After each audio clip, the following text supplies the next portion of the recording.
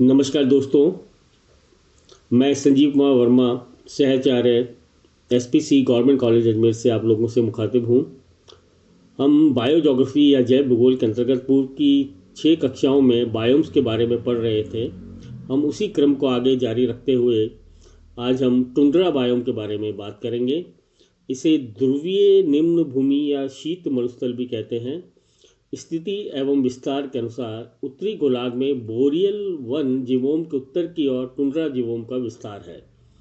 इसकी स्थिति 55 डिग्री से लेकर 70 डिग्री उत्तरी अक्षांश के मध्य है। इसके अंतर्गत उत्तरी कनाडा, अलास्का, ग्रीनलैंड के तटवर्ती भाग तथा आर्कटिक महासागर का तटवर्ती साइबेरिया सम्मिलित किया जाता है। दक्षिणी महाद्वीपों का में इसका अधिक विस्तार नहीं होने के कारण मात्र कुछ द्वीप समूह ही इसमें सम्मिलित किए जाते हैं, जैसे दक्षिणी सैंडविच द्वीप समूह। जलवायु बहुत छोटी एवं ठंडी ग्रीष्म ऋतु तथा लंबी एवं कठोर शीत ऋतु टुंड्रा जलवायु की प्रमुख विशेषता है। वर्ष में मात्र 2-3 माह ही औसत तापमान हिमांक बिंदु से ऊपर रहता है। अधिकांशतः ये क्षेत्र हिम आच्छादित रहता है। जनवरी के औसत तापमान विभिन्न स्थानों पर -10 डिग्री से लेकर -35 डिग्री के सेंटीग्रेड के मध्य रहते हैं। यह शीत ऋतु की कठोरता के कारण शीतकाल की लंबी अवधि ही नहीं है, अपितु सूर्य प्रकाश की छोटी अवधि भी है। ग्रीष्म के औसत तापमान 5 डिग्री से 10 डिग्री तक रहते हैं। वर्षा का औसत 25 सेंटीमीटर से कम रहता है। अधिकांशतः वर्षा ग्रीष्म व पतझड़ ऋतु में होती है। हिमपात के कारण जाड़े में कई मोटी चादर या तह बर्फ की जम जाती है। प्राकृतिक वनस्पति दीर्घ शीतकाल एवं हिम आच्छादन के कारण पौधों की वृद्धि के लिए बहुत कम अवधि मिल पाती है। यहाँ स्थायी तुषार भूमि परमाफ्रॉस्ट पाई जाती है, जिसके अंतर्गत मृदा काफ़ी गहराई तक हिम आच्छादित रहती है।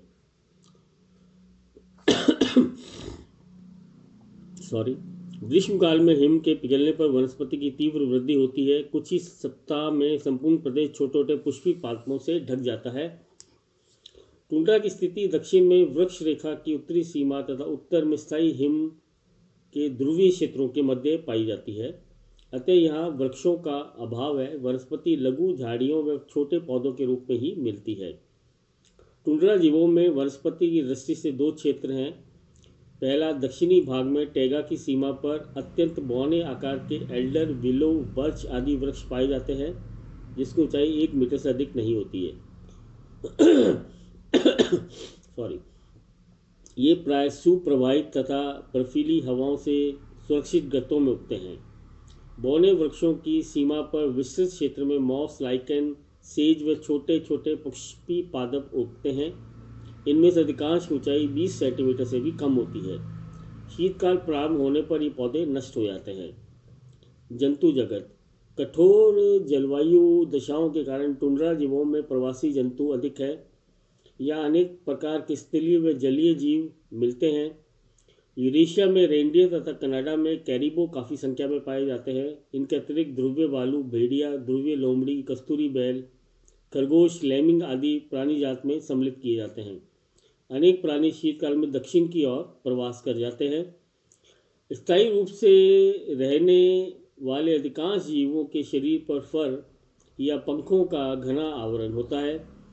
कुछ जंतु मौसम के अनुसार रंग बदलते हैं। अधिकांश जंतुओं की त्वचा का रंग सफ़ेद या भूरा होता है। जलीय जीवों में सील, वालरस, बत्तख आदि प्रमुख जंतु हमको मिलते हैं। अब हम बात करते हैं मरुस्थलीय जीवों की। ध्रुव पृष्ठ का वह क्षेत्र जहाँ वर्षा बहुत कम होती है, जिससे वनस्पति तथा प्राणी जीवन भी बहुत कम या लगभग अनुपस्थित होता है, मरुस्थल कहलाता है। स्थिति एवं विस्तार पृथ्वी के बहुत छोटे भाग पर मरुस्थलों का विस्तार है। तापमान की दशाओं के आधार पर मरुस्थल 2 प्रकार के होते हैं, उष्ण मरुस्थल तथा शीत मरुस्थल। उष्ण मरुस्थल मुख्यतः 15 डिग्री से लेकर 30 डिग्री अक्षांशों के मध्य दोनों गोलार्धों में महाद्वीपों के पश्चिमी भागों में स्थित हैं या विस्तृत हैं। इनमें अफ्रीका में सहारा व कालाहारी, एशिया में अरब व थार, दक्षिण अमेरिका में अटाकामा, उत्तरी अमेरिका में सोनोरान तथा एरिजोना एवं ऑस्ट्रेलिया में महान पश्चिमी मरुस्थल प्रमुख माने जाते हैं। मध्य एशिया में गोबी, तकलामकान तथा दक्षिण अमेरिका में पेंटागोनिया ठंडे मरुस्थलों के उदाहरण हैं। सहारा विश्व का सबसे बड़ा मरुस्थल है। जलवायु। मरुस्थल जीवों में जलवायु की चरम दशाएं पाई जाती हैं। इन प्रदेशों का वार्षिक तापांतर 20 डिग्री सेंटीग्रेड रहता है, किंतु दक्षिणी गोलार्ध में समुद्री प्रभाव के कारण कुछ कम है। सहारा व अरब मरुस्थल में कहीं कहीं तापांतर 39 डिग्री सेंटीग्रेड तक रहता है या 40 डिग्री सेंटीग्रेड तक रहता है। उष्ण मरुस्थल के अधिकतम तापमान 58 डिग्री सेंटीग्रेड तक अंकित किए गए हैं। ग्रीष्मकाल में अत्यंत गर्म पवनें चलती हैं। वर्षा बहुत कम होती है। वर्षा का वार्षिक औसत 5 सेंटीमीटर से लेकर 25 सेंटीमीटर के मध्य पाया जाता है। इनमें अत्यधिक अनिश्चितता होती है। प्राय अकाल व सूखे की स्थिति बनी रहती है। प्राकृतिक वनस्पति। उच्च तापमान, निम्न वर्षा तथा जैविक तत्वों से विहीन मृदा के कारण मरुस्थलीय जीवों में वनस्पति प्राय विरल या अनुपस्थित रहती है। यहाँ मात्र उष्ण व शुष्क जलवायु दशाओं के अनुरूप अनुकूलन वाले पादप ही जीवित रह सकते हैं। इनकी जड़ें लंबी, पत्तियां छोटी व कांटेदार तथा छाल मोटी व चिकनी होती है। नागफनी, आक, किकर, कैक्टस, कंटीली झाड़ियाँ इसी प्रकार के पादप हैं। कुछ जल की उपलब्धता वाले भागों में खजूर, यूकेलिप्टस, बबूल, रामबांस आदि वृक्ष पनप जाते हैं।